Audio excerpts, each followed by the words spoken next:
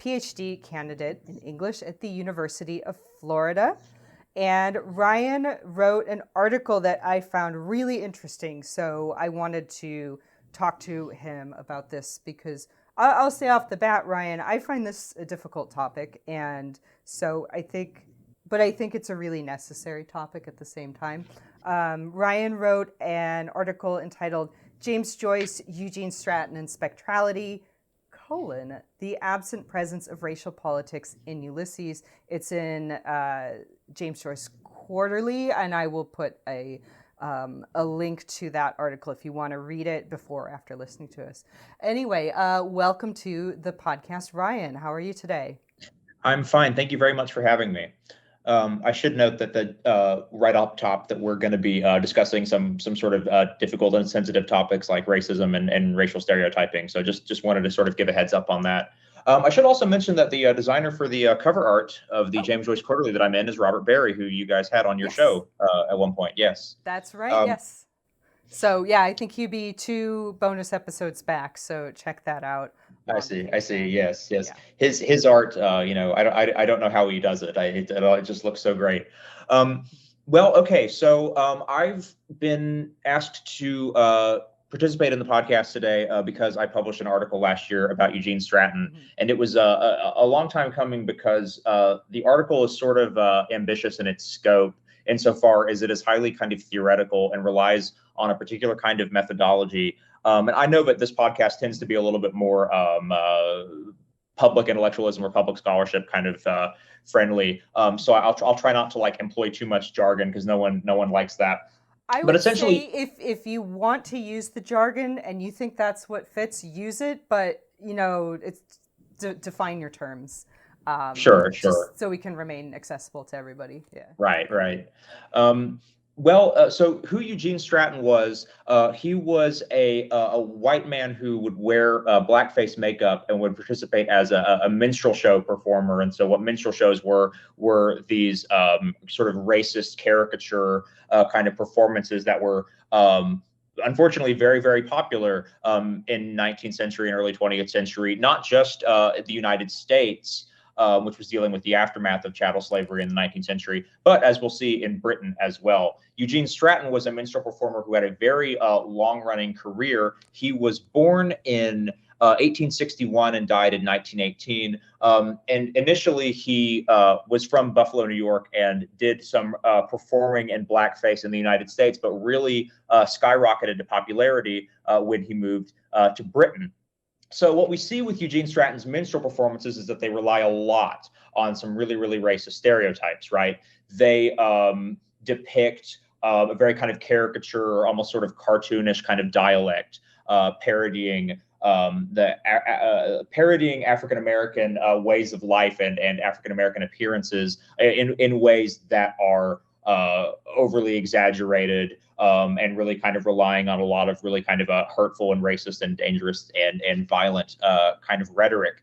What is sort of interesting about this whole thing, and this is really kind of the crux of the discussion that I think we should have on this podcast today, is how do we talk about Ulysses and talk about it in terms of its racial politics when there are no people of color in Ulysses? It is all of these white characters, and the only people of color, quote unquote, who exist in this novel are the images of people like Eugene Stratton, or are the kind of, you guys did an episode about stereotypes surrounding the Middle East as they appear in Ulysses as well. So when we look at a text like Ulysses, where Can I ask you a really basic question here? Yes. And I will say, I just on this very day saw Joyce Carol Oates on Twitter saying to the contrary of this. Do you consider Ulysses to be a political novel? Yes, I definitely do. Okay. I agree with you. Are people saying that it's not? Joyce Carol Oates just tweeted today that she finds it to be an apolitical novel, which I think maybe enjoy is the right word, but I appreciated the discordance of seeing that right after I read your article today. So yeah, Joyce Carol Oates is probably listening to this podcast right now, right? I hope she is. Joyce Carol Oates is probably listening, so We're talking directly to you right now, Joyce Carol Oates.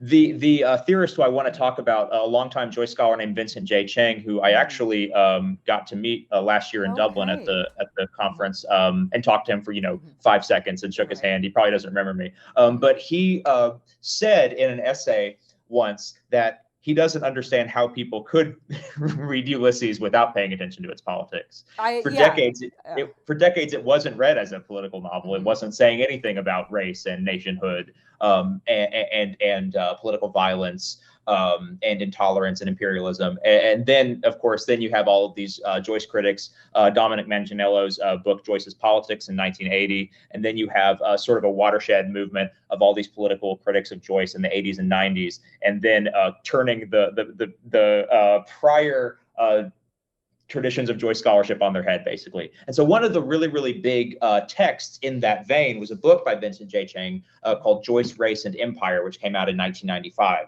On the cover of this book is a picture of James Joyce and a picture of Eugene Stratton. Oh, wow. Okay.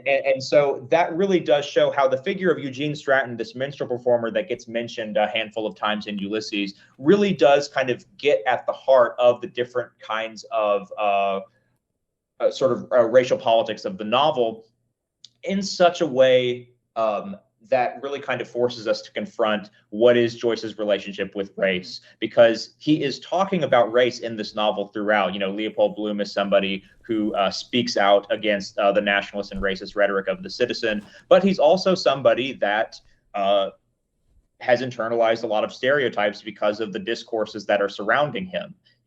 All of the different kind of texts about the Middle East, sort of like transform his thinking into relying on a lot of these stereotypes. So what I am sort of interested in my article that I wrote about Eugene Stratton is the way that these images of Eugene Stratton's sort of caricatured face wearing blackface makeup, as we see it in the Wandering Rocks episode when Bloom sees the image of Eugene Stratton, or in Hades when he sees an advertisement saying that Eugene Stratton is going to be performing at the Queen's Theater.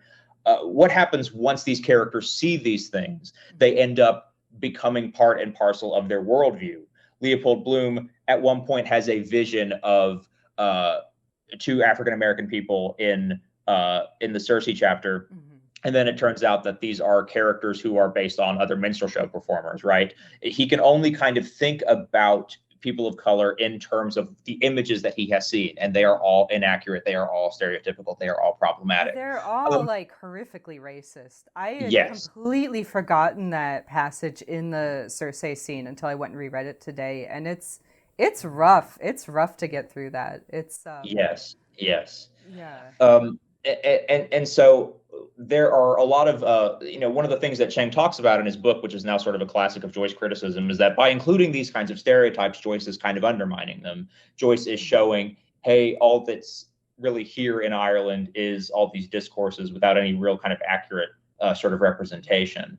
And then, of course, the other the other side of that kind of might give us pause now in 2023 is, well, okay, he could have just not included these kinds of stereotypes or these forms of misrepresentation in the book. And so it's that kind of difficult sort of problem that I wanted to approach in the text. And one of the things that I wanted to do was look at a few of the performances by Stratton and sort of unpack the different kinds of ways that his stage shows work and why they were immensely popular in the first place.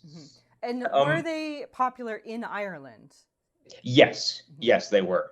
And so one of the things that's interesting about that, about why they were so popular in Ireland, even though this was an American man doing songs about life on the plantations in America, Ireland really kind of ate this stuff up. And why is that? Well, it's most likely because, and there are theorists who do discuss this. I have to sort of look at my my works cited page that I've got in front of me. But George Bornstein, who wrote a book called The Colors of Zion from 1845 to 1945, writes a lot about these different kinds of anthropological studies or these different kinds of forms of pseudoscientific research that argue that the Irish people, the white Irish people, are sort of closer in their genetic strain to Black people than their white British counterparts are. Mhm. So there was this sort of like fake hierarchy of races and ethnicities that were being put forth by these different documents. So Yeah, in and I would say yeah, too in you look at like the cartoons and Punch magazine and things like that in the mhm. 19th century. Irish people are often portrayed as looking very simian in the same Yes, way that black people might also be portrayed, to show that they're subhuman. And I cannot remember the old racist name, but he has big puffy sideburns. I can see his picture, but he referred to the Irish as white chimpanzees. And I mhm. think there's often a racialized connection to the Irish to black Africans to show them both as racially inferior. Is very, very common, I think, in pop culture in the 19th century for sure. And Yes, it's a reason to say, well, so it's okay that we've colonized these people and made them our subjects because we can make them into quote unquote proper people, teach them British values, and yes, yes, so incredibly pervasive. And the racial politics of how that kind of manifests in Irish society, we've looked at it multiple times in the podcast through pop culture and advertising culture, because that's how it tends to show up in Ulysses. Is even though there was a view of the Irish as being sort of genetically inferior to the British, they were still sold the same ideal of like whiteness in comparison to black people. So like you find we're looking at soap ads at the one point where Irish people in the slums of Dublin were being sold soaps that would help them bear the white man's burden as they colonized Africa. um, yes. and I know Um, you cited the article in your article that's from. yes, it's a really fascinating article by I'm probably going to mispronounce this person's name, but Hai Ryung Kil, Head and the Young article. Gill. Okay. Yeah. And the article is called Soap Advertisements and Ulysses, the Brooks Monkey Brand Ad and the Yes. Capital Mm-hmm. Couple. And if anybody is interested, that's in a 2010 issue of James Joyce Quarterly. So there much ink has been spilled Mm-hmm. sort of about the way that race operated in colonial Dublin, right? And so one of the things that I'm sort of arguing in my piece here is that all of these white Irish people were basically able to get into a theater and watch a lone black man, black in quotes. Mm-hmm. Eugene Stratton wasn't black, but they were able to sort of watch these performances and create and bond over a particular sort of cultural superiority because even though they were subjugated by the British, they were still superior because of their whiteness. Mm-hmm. One thing I found when I was rereading passages of Ulysses today is we've talked a lot about Orientalism and Orientalist stereotyping and, kind of the politics of that in the podcast. But a lot of the times when Bloom does his little Middle Eastern reverie or, Yeah. imagining the Sinhalese or whoever, he's kind of like, yeah, but it's not really like that. It's not really like that. But I've noticed, and Bloom is such an empathetic character, so the points where he isn't always really stand out to me. But when, because I've been working on a new post about blog post about the Reverend McTrigger limerick, Mhm. in the Lestrygonians episode in particular, but this Right. is in other episodes, other areas of the book as well. He doesn't have that little aside of, oh, it's probably not like that. Like it Yeah. seems like he's Yeah. very much internalized that view. Yeah. Um, When it comes to Africa and African Americans and Black people, Bloom does not really have that same kind of mhm. sense of sort of self-awareness. Even though Vincent J. Chang argues that he does, that Bloom is Yes. always able to be skeptical about these things. I'm not quite sure that that's true. I feel like Bloom is sort of like being uncritical and being Hmm. unself-aware in these moments. And so it's very interesting because I think we can sort of pin that down to the way that there was this lack of diversity in the predominantly, almost exclusively white population of Ireland. What will happen when there are no discourses showing, the kind of the reality of things, and instead, and this is something Edward Said talks about also when he's talking about stereotypes about the Middle East, is that if there is no alternative referent, if there are no other opposing discourses to these kinds of dominant misrepresentations of a certain group of people, then that stuff is going to become internalized, and then it's going to be echoed uncritically, kind of over and over again.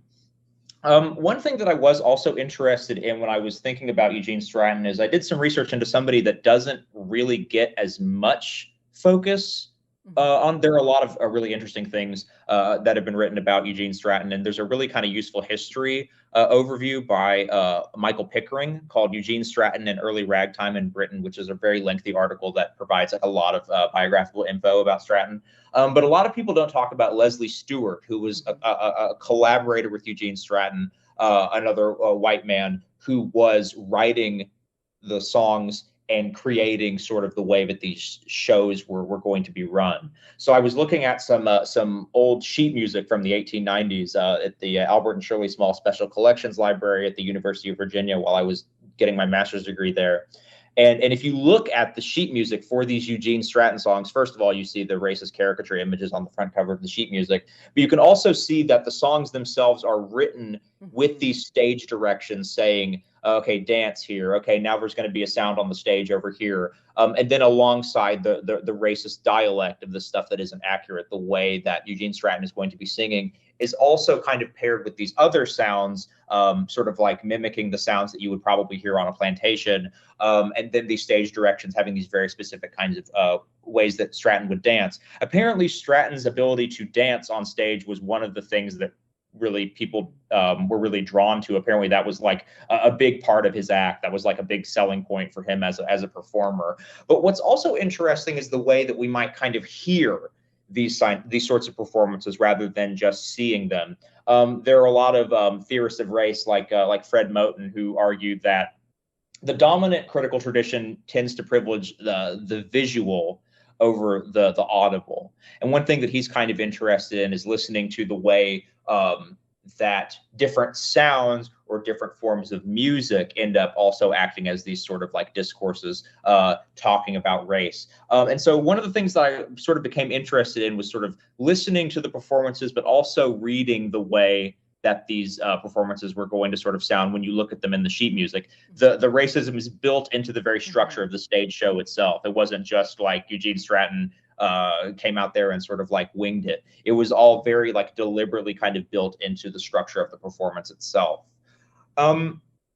So I guess another thing that I did want to bring up, and if I'm talking too much, you can interrupt me. You're anticipating a lot of the questions I was going to ask you.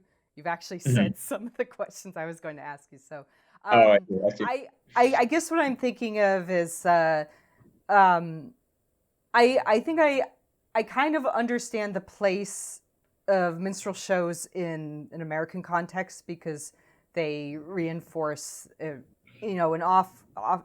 especially in the South, a legally enshrined, racism. And even like I grew up in a small town in Illinois, in the era that Ulysses was written, my hometown would have been what's called a sundown town.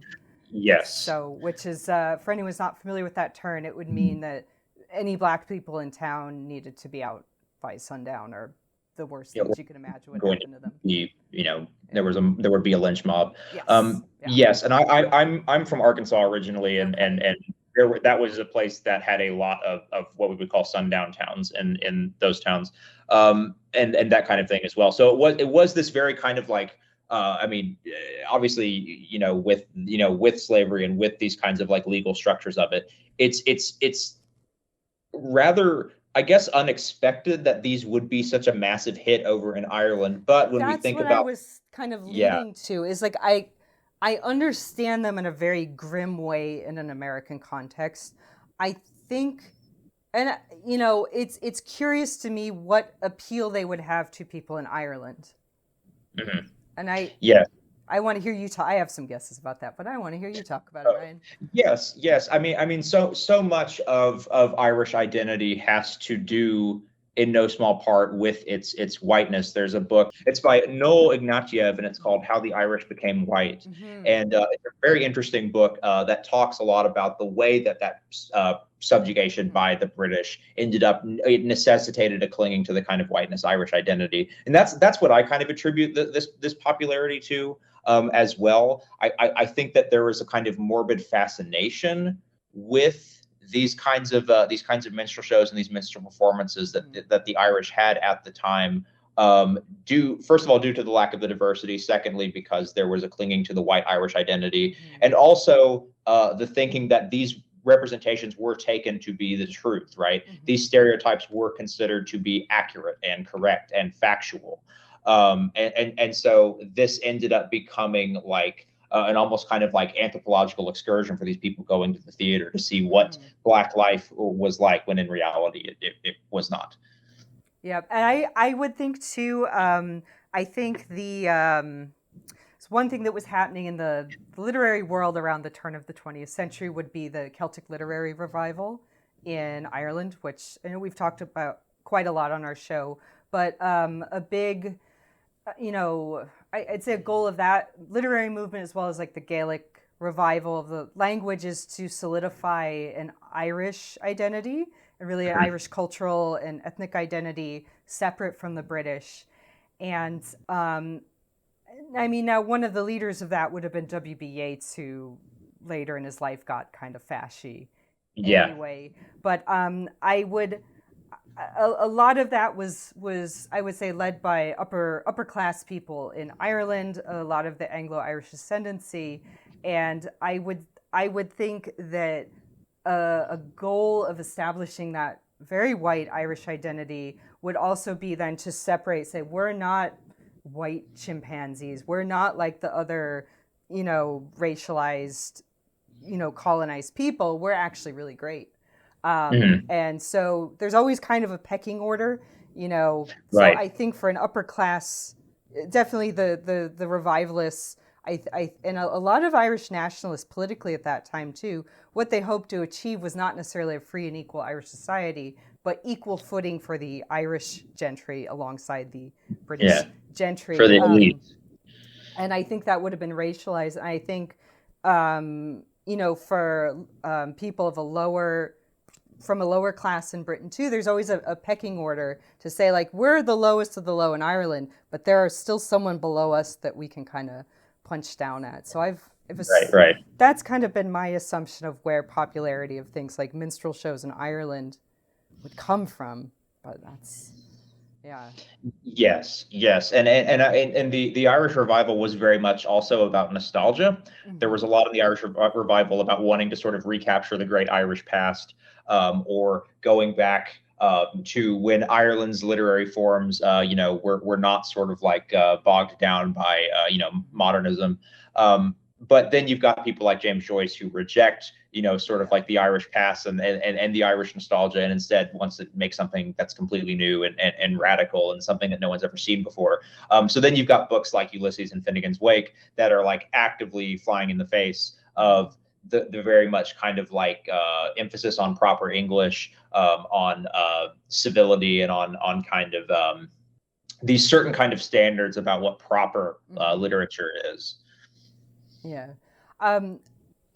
I think too, like the Irish idea of like we're a colonized, subjugated people. God, we were looking at recently the politics surrounding the Boer War in the early 1900s, and the Irish nationalists largely sided with the Boers as an anti-colonialist movement against the British during that war, which is wild to me because you're just supporting a different colonial force. They're just not the British. Again, it would be the indigenous people in South Africa who would be most analogous to the Irish. But I think one thing that Ulysses does explore much more is, the use of Jewish people as an analog for the Irish, which I think in nowadays people would see, Jewish people as racially white, but I think, you know, in the past there were still ethnic whites, which, you know, isn't really a concept we have anymore. But I think there was this idea of like the Irish and the Jews, you know, are united because we were both subjugated, the British being analogous to the Egyptians, and we just need a Moses, Parnell, who will lead us, you Right. know, to a bright new day. But one thing I've seen again and again with that is that the Irish would always compare themselves to sort of a, sorry, religious people, but like a fictionalized Jewish, historical Yes. Jewish. Yes. And while at the same time committing pogroms in Ireland, like there was Right. a pogrom in Limerick in 1904. Mhm. Yeah, so it's really complicated, I guess, is what I'm saying.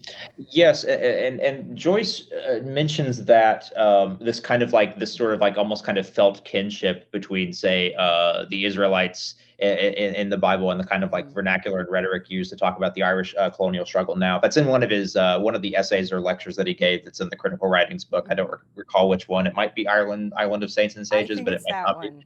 Okay, I think I which haven't is got. the one where he also kind of pushes the Atlantean hypothesis that the Irish were originally Phoenicians or like a lost tribe of somewhere, not even Israel, but just like Middle Easterners who ended up in Ireland, which is Yes, a the way of like making them racially distinct from the British. Of like, we're from this lost civilization, we're just as good as you, but we're not British. Yes, I think if there is one thing that we can take away from Ulysses in terms of Joyce's politics and in terms of Joyce's writings on race and ethnicity is that one thing that Joyce does show is the complexity and the entangled Mhm. nature of all of these different kinds of things. Nationalism and racism rely on this idea of a kind of ethnic or racial purity, right? A type of white blood that isn't, mixed with anything else. Mhm. And Joyce is showing that that's not the case. That ethnic hybridity and racial hybridity is everywhere, and you can't rely on those kinds of modes of thought because they're violent and they're intolerant and they're racist. And I don't think like any kind of ethnic purity really works with the history of Ireland because I think I know like I felt like living in America, people have a vision of Ireland as like, you know, white people who really like Guinness and bagpipes and stuff like that. But Right. like if you look at Ireland, like, you know, one of the earliest you know, mythological cycles is the Book of Invasions. It's a history of different, you know, the Gaelic Irish and then the Normans and the Vikings. And I think if you talk to people in Ireland, like they're very, very aware of that history and that kind of ethnic purity. Now, we do have a dedicated group of racists who like to yell at politicians in the streets. Mhm. It's been a problem here, like just in the last week, but like most sensible people kind of know, like there's no, like it's hard to graft that purity narrative onto Irish culture because there have been so many different peoples that have come through just in the last 1,000 years, I guess, you know. Mhm. Um, so I guess my next question would be then I think we've kind of gotten off track is so you know there are other groups I think notably Jewish people and these other groups where I really feel like there is that complexity. Leopold Bloom himself shows a complexity of a, you know, a mixed racial background. Um, Mhm. so what are we to make then of the really like sometimes overt and horrifying use of racial slurs against Black people and the really just sometimes horrific depictions of, you know, these, they're not even real people, they're minstrels, right? But Mhm. that's the only place that either African Americans or Africans or you know, Black people from any country are seen in Ulysses. Like what should we make of that as sensitive readers? Yes, I think that there have been a lot of kind of critical trends by theorists of these particular kinds of issues who do tend to draw these parallels, not just between, say, Bloom and the oppressed Irish or Bloom and the oppressed Jewish people, but also between Bloom and Black people, right? Mm-hmm. There are statements considering the fact that Bloom is we're described as a dark horse at one point. Bloom's skin is slightly darker than the other people that he's around. Bloom is kind of like the people in the soap ad, right? It's these kinds of theories, I think, while interesting, sort of risk kind of simplifying, creating a sort of oversimplification of the way that we, trying to look at Joyce and saying, oh, well, there's kind of a Black character in this book because Bloom is the outsider, and it's not. I think those kinds of readings do tend to kind of like oversimplify things and kind of create these sort of like slippery analogies or slippery kind of false equivalencies. So what do we make of this now as readers? The book just turned 100 years old last year. I taught it last year, and I discussed kind of at length the way that there are things in Ulysses that are deeply problematic and deeply troubling. And I think that what we should do is, there's a tendency, I think, on the part of academics to like worship Joyce and view everything that he wrote as perfect and flawless and see him as this kind of like perfect genius. But no, I mean, there are, words in Ulysses that I would never use. Like it's something that turns out to be really not the product of some kind of like singular genius who did everything kind of perfectly. In reality, there is a lot of really, really troubling stuff in it. And I think we need to have these kinds of conversations about the difficulties and the flaws that we see when we read this book. And that was one of the things that I sort of like wanted to do when I set out to kind of write this project about Eugene Stratton, is to show that I think a lot of the time we give Ulysses a pass as this great novel about nationhood and it's anti-colonial and it's anti-racist, but the actual reality of that, I think, is much more complicated and much more troubling. And these are kinds of conversations that we shouldn't shy away from if we're going to talk about Ulysses responsibly and if we're going to talk about it accurately. I absolutely agree. And I think that, Joyce wanted to portray reality, warts and all. And I think a Dublin where everybody was really welcoming to marginalized and minority groups wouldn't have been accurate. I would guess that he wants to reflect the language used. I did want to circle back too briefly to people argument that Bloom is the dark horse. I do find that argument a little bit like the people who say Bill Clinton is the first Black president, which I say, come the fuck on, like, come on, guys. But there is one in Cyclops, and I apologize for the terminology, because this is a word. I have a friend of mine who's Canadian, but like his father's South African, and this was a word I remember he ran by his father, and to us it meant nothing, but his dad was like, "Don't ever say that word again." But I know the word that you mean. The citizen refers to Bloom as a white-eyed kafir. And then that, which I apologize, it's an ugly word. But the same phrase Bloom then uses to describe the blackface performers in Circe later on. And I think that Bloom is not necessarily as Black or African, but Bloom is racialized by the other people in the book explicitly. I think sometimes it gets hard to catch when we're reading it now, though, because they're just not words that are used. Like that.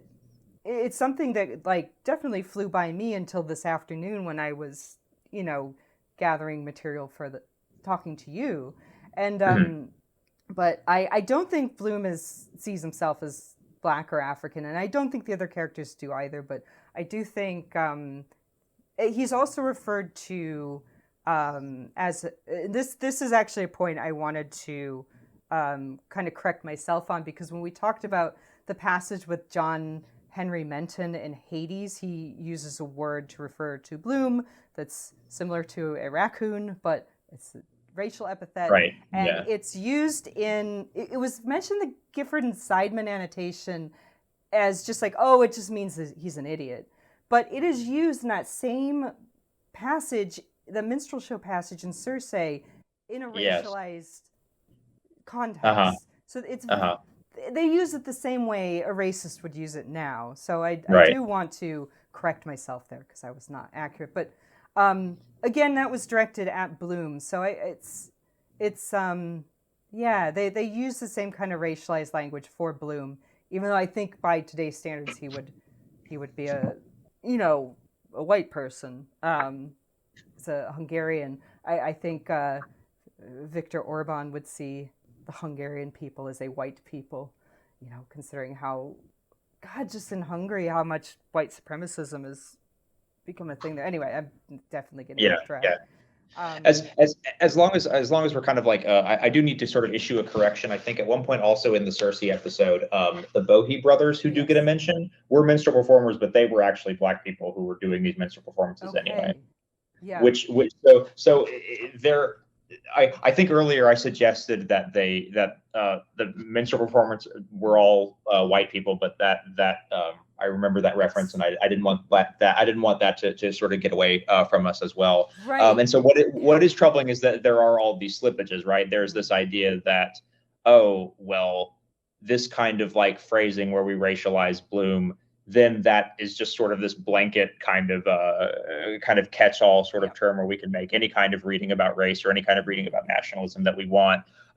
When in reality, I think things are a lot more complex. And I think in a way, Joyce also recognizes how complicated and complex these kinds of things can be. And so I don't know if he's necessarily falling into some kind of trap by drawing all these parallels, if they are meant to be ironic, if they are something where he is creating a false equivalency, or if he's just creating the kind of ways of thinking that were reflective of the reality of Dublin in 1904. And it becomes a very kind of tricky and sort of difficult subject in the way that we kind of read these things. But I am also skeptical of those ways that there are some readings that do kind of equate everything. Yeah, I know there's a lot of times when Joyce will introduce these little throwaway lines. They're often, I find, introduced in juxtaposition with either a character or a situation that's meant to comment on. So I found particularly interesting the part in Wandering Rocks where Father Conmee makes eye contact with the poster of Eugene Stratton. Yeah.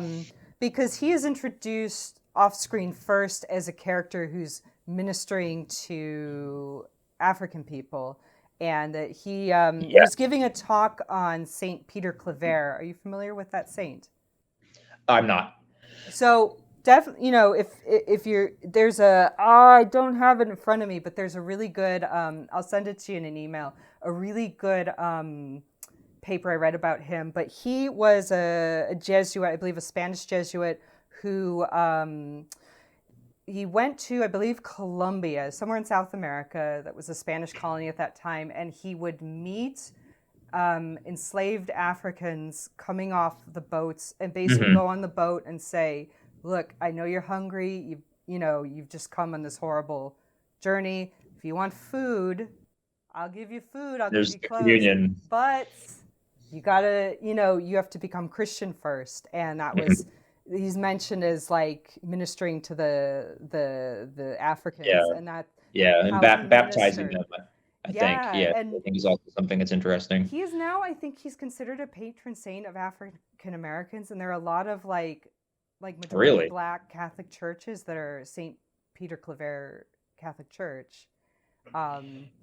Interesting. Yeah, I didn't have a Catholic education growing up, so a lot of the references to Catholicism and saints and Joyce often ended up being kind of lost on me because I didn't have that. If you got a Catholic education, you weren't learning about. You were learning that. Oh yeah, Peter you weren't. Claver, helped the poor Black people in South America. Right. You weren't learning that it was we'll let you starve if you don't convert. Right. Yeah. I remember talking to a friend of mine who's like a very strong practicing Catholic, and he was like, "What you're saying is not true," and I was like, "No, it's like he wrote it himself. Like he thought he was doing a great job." So, and I think then having this sort of pompous figure who's like, "I'm ministering to the Yes.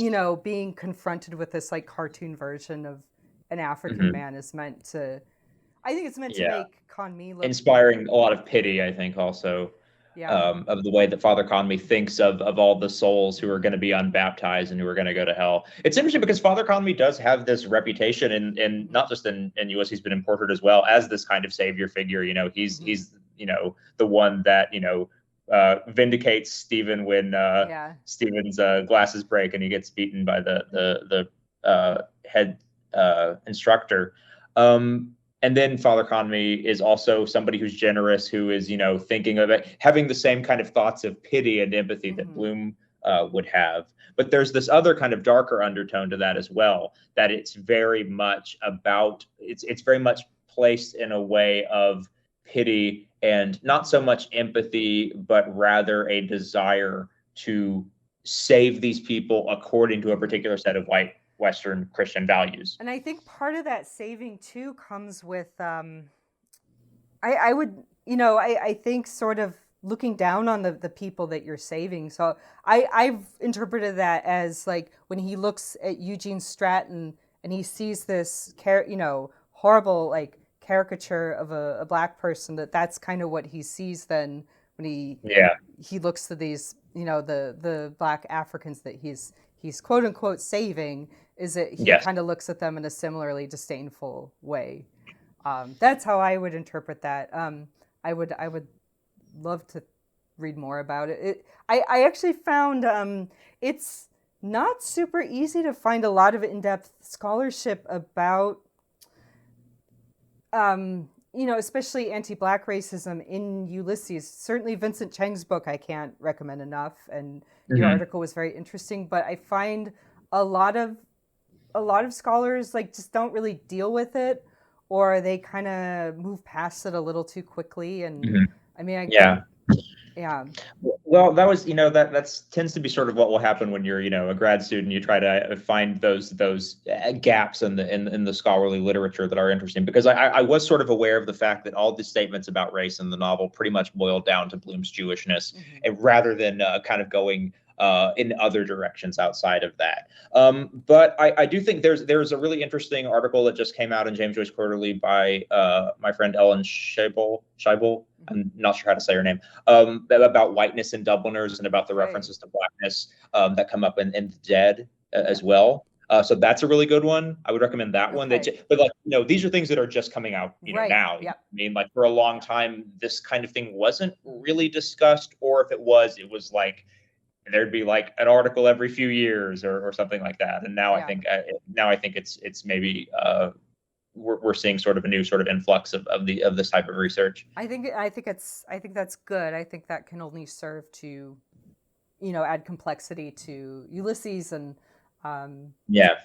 another thought I had too was I don't think it can be, because I think people make the argument, oh, that's just how people were then, that's how people talk. Yeah. I don't think it can be overstated how steeped in eugenics Anglo culture was in Yeah. the early Yeah. part of like up through up until the 40s, really. I think Yeah. both American and British culture, like it's just everywhere. I know I've been interested in maybe doing a bonus episode or writing a blog post about Eugene Sandow, because I'm very interested in these like Uh-huh. early 20th century fitness gurus. They're fascinating to me, and Yes. he's Yes. one specifically. You could get a good article out of him.